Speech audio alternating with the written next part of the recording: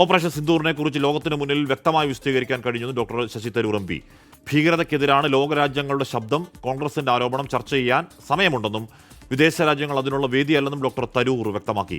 അച്യുതൻ വിവരങ്ങളുമായി ചേർന്നു. അച്യുതൻ, എന്താണ് അമേരിക്കയ്ക്ക് മുന്നിൽ പ്രധാനമന്ത്രി കീഴടങ്ങി എന്നതടക്കമുള്ള ആരോപണങ്ങൾ രാഹുൽ ഗാന്ധി അടക്കമുള്ളവർ ഉന്നയിച്ച് തുടങ്ങുന്നുണ്ട്. രാഷ്ട്രീയ പ്രതികരണങ്ങൾ ഇവിടെ വരുന്നുണ്ട്.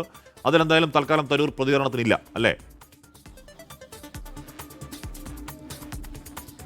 ഹാഷ്മി, അതുതന്നെയാണ്. അതായത് ഈ ഓപ്പറേഷൻ സിന്ദൂർ അത് വിശദീകരിക്കുന്നതിന് പ്രതിനിധി സംഘങ്ങളെ അയക്കുന്നതുമായി ബന്ധപ്പെട്ട ശശി തരൂരിനെ തെരഞ്ഞെടുത്തത് മുതൽ തുടങ്ങിയതാണ്. കോൺഗ്രസ് പാർട്ടിക്കുള്ളിൽ തന്നെ പല പ്രശ്നങ്ങൾ തരൂരിനെതിരായി ഉടലെടുക്കുന്നു, പല ആരോപണങ്ങൾ ഉന്നയിക്കുന്നു. ഒപ്പം തന്നെ കേന്ദ്ര സർക്കാരിൻ്റെ വക്താവായി ശശി തരൂർ മാറി എന്ന വിമർശനവും പല കോൺഗ്രസ് നേതാക്കളും ഉന്നയിക്കുന്നു. അത്തരമൊരു പശ്ചാത്തലമുണ്ട്. എന്തായാലും ആ ചോദ്യങ്ങളോടാണ് തരൂർ പ്രതികരിച്ചിരിക്കുന്നത്. കോൺഗ്രസിൻ്റെ ആരോപണങ്ങൾ ചർച്ച ചെയ്യാൻ, നിലവിൽ പാർട്ടി ഉന്നയിക്കുന്ന ആരോപണങ്ങൾ ചർച്ച ചെയ്യാൻ സമയമുണ്ട് എന്നതാണ് തരൂർ പ്രതികരിച്ചിരിക്കുന്നത്.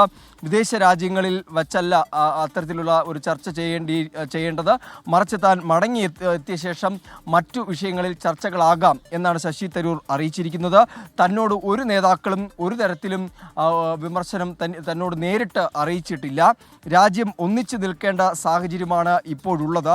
ഐക്യം പ്രതിനിധി സംഘത്തെ സംബന്ധിച്ച് ഏറ്റവും പ്രധാനമാണെന്നും ശശി തരൂർ പ്രതികരിക്കുന്നുണ്ട്. അതായത് വാഷിംഗ്ടണിലെ US വൈസ് പ്രസിഡന്റ് JD വാൻസുമായുള്ള കൂടിക്കാഴ്ചയ്ക്ക് ശേഷമാണ് ഇത്തരത്തിൽ വാർത്താ ഏജൻസിയോട് പ്രതികരിച്ചിരിക്കുന്നത്.